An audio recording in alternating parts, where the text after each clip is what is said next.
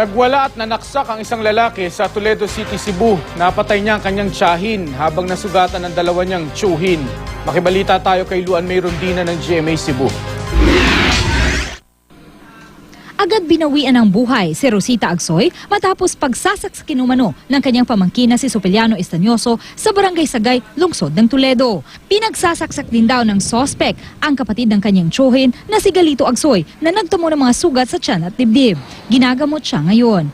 Pati tiyuhin ng sospek na si Roman Agsoy hindi nakaligtas. Nasaksak siya sa pisngi at tiyan at ginagamot din ngayon.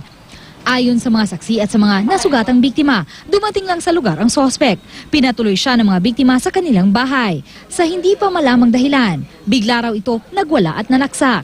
May mamanulte, yung sa, lay ka na, anila ko istaros inyo, kamay din kasipte. Nakatawag ng saklolo ang isa sa mga biktima na aresto ng mga tanod ng sospek.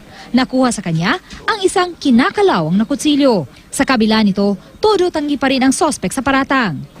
Kuan mo siya, nitib ni siya sa tuburan. Niya, mo kontak pa mi dito sa tuburan sa iyang mga tagtungod. Kung namin makontak dito para mabawaan na mo kung unsa ang background nito. Luan May Rondina, Nagbabalita, Pilipinas.